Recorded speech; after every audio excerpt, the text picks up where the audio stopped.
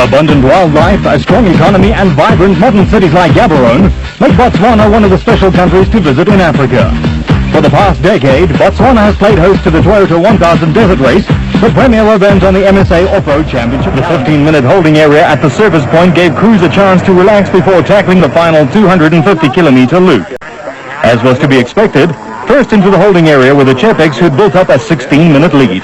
Well, we've had an awesome loop. I was looking forward to driving this loop this morning because my son drove it yesterday, and it was very nice. It was rough, and but the path had been widened quite a bit yesterday. It was very thick when we went through first, and we had to open the road. But this morning it was a lot different, but sand softer, so it's a lot more drag on the car. But we had a wonderful time. Bit of sun in the morning in the eyes, but otherwise very nice. No animals on the road, which is quite nice. Next to arrive was Shamir Variawa and Zahir Badanya in the Bombay Jimco. What? No. It has been a long, fast haul to the service point. Like I said yesterday, in the loop, we're gonna push as hard as we can. We passed most of the guys that were in front of us, and we knew that Franz Čepek was in front of us, and we were trying to push as hard as we can. Apparently we were 2 minutes something behind him, and then we had a blowout the last 10 Ks from him. So we'll be back on the road and push hard again to the finish. The Ford Ranger of Woolwich and Scoldhammer was the first production vehicle to arrive. All seemed fine for the reigning production vehicle champions, but hot on the heels was Bucks Carolyn in the Mitsubishi Pajero, technically the leader on corrected time. Some words of encouragement for Woolwich from R.P. Renico. Well, talk to me, my brother. It's been pretty good. We had to push quite hard because we were a little bit behind. But hopefully we've made up a bit of time. We just a couple of seconds ahead of the Pajero. But now's our time when we go back. That's what we're looking forward to. That's what this car likes, this section back. This is what it didn't like. So if we can keep it like this, we'll be fine. Hannes was out. It looks like he's got a gearbox problem. And then on the washboards, this Ford just outruns us. So we were going up and down like that, checking the sky, checking the sand, and then they got past us, and we just sort of like held on to them a bit, but now we've got to go home, so let's see if we can get home in first. News arrived of Pobla's retirement, and the Nissan team set about breaking camp. Janelle went out yesterday with a broken CD joint, and Hannes today with a gearbox. We've got that new second hand, but he had a substantial lead, so he says in my piece of paper that's just been handed to me, so we can be happy about the performance, but that's how it goes. It's a tough race. The Nissan pit crew rallied around Hein Pobla's Class D hard body, which was still in with a chance of winning the class and finishing in the top 5. The handling of the Class D and Class D Nissans had been greatly improved following a visit from Brett King from King Shocks in the USA. What were his thoughts on local off-road racing? The entries are very good. I'm very, very surprised on that. The courses and everything are a lot narrower and here than they are in the U.S. And the guys are really running hard here, and it's really surprising on how competitive the stock type classes are here. And all the factory support and all the effort that goes into racing here. It's not quite at that level here in the U.S. and it would be really neat to see that, but they're really putting a lot of effort into their racing over here. Into the home stretch, and it was still the Chepex in the lead.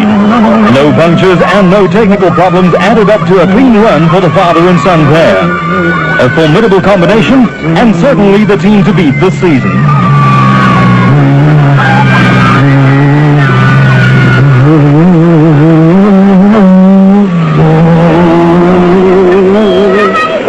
Woolwich and Scoldhammer had moved into second place on the road in the Ford Ranger and were technically the production vehicle leaders on corrected time. Shamir Variawa had dropped a position on the road but was still second overall in the special vehicle category. The Tony George prepared Cornbake Jimco was running faultlessly. On board with Carolyn and Testiga in the Pajero. Mere seconds separated them from Woolwich, and it was anyone's guess which team would emerge the winner once the results had been finalized. Victory had eluded Carolyn so far this season, and a win would be fair reward for his efforts.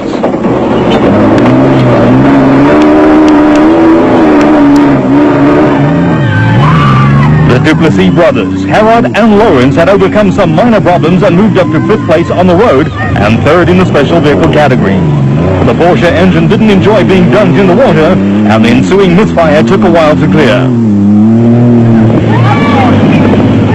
There was excitement and tension in the Isuzu camp.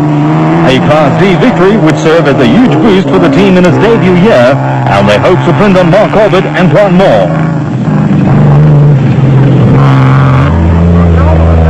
The second place Class D, Valid Valueness and entry of Heinz Hobler and Gerhard Prinsloo, was steadily closing in on the Isuzu, with their mission at this late stage being to upstage Corbett and Moore.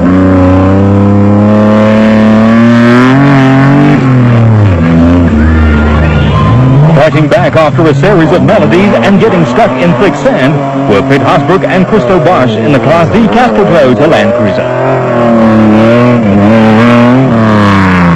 The Kopanong Jimco of Weir Smith and Minute was sounding decidedly slick, with the expensive engine and gearbox on the verge of giving up the ghost. They made it across the finish line and were classified 4th overall in the special vehicle category.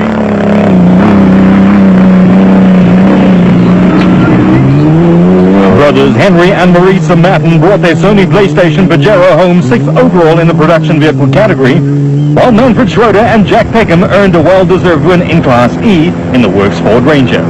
Schroeder had been the model of consistency all season and is a serious threat in the highly competitive Class E.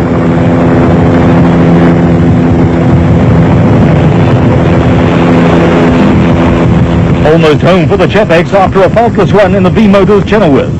A 4th consecutive victory this season and a 4th win in the Toyota 1000 was almost in the bag.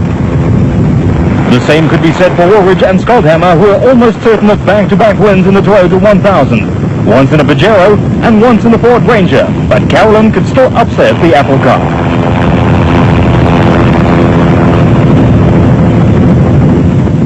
Mark Corbett and Juan Moore notched up their personal and Isuzu's first Class D win. Corbett had finally earned his stripes as a production vehicle driver and could be justifiably proud of his performance. Heinz Hobler's challenge for the Class D lead was cut short when he encountered problems near the finish. A large and expectant crowd awaited the leaders at the finish on the outskirts of Gaborone. And as to be expected, it was the Chepex who showed the rest of the field a clean pair of heels. 4 wins out of 4 starts this season gives them an almost unassailable championship lead.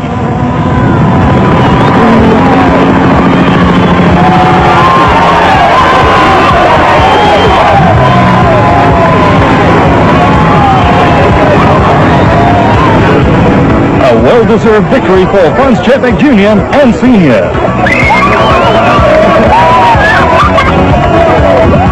It's so nice to have won a desert race again for a change. Last year we had a bit of a bad run, but this year we've showed them again. So this is wonderful. We've had a wonderful race today. The weather's been wonderful, the people have been wonderful. It's been a very well organized race. And the marking was good, the route is excellent, nice and tough, rough and tough, so it's been a very, very nice event. Victory for the Chepex with Variawa and Vodania 2nd and the Duplessis brothers 3rd.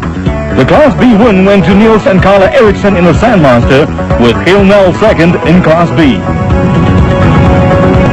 Neil Woolridge and Kenny Skoldhammer picked up the pace in the closing stages of the Toyota 1000 in the hope of increasing the gap between Carolyn and themselves.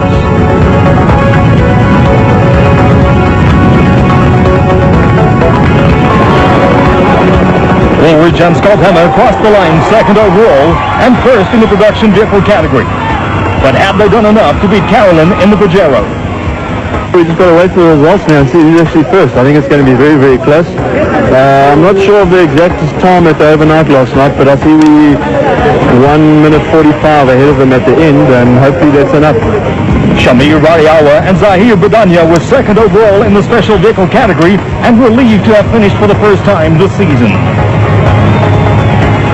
Carolyn and Testega finished right on Variawa's tail, but having to drive in the Jimco's dust couldn't have helped them increase the gap between Woolridge and themselves. We knew that we didn't have to beat them on the road, but we've got to beat them on time. We believe that we've got enough time to beat them. They finished 2 minutes in front of us. I think we won on time, and that's what our job is. When the results were finally calculated, Woolridge and Goldhammer emerged the winners by 1 minute and 11 seconds from Carolyn and Testiga. A closely fought battle.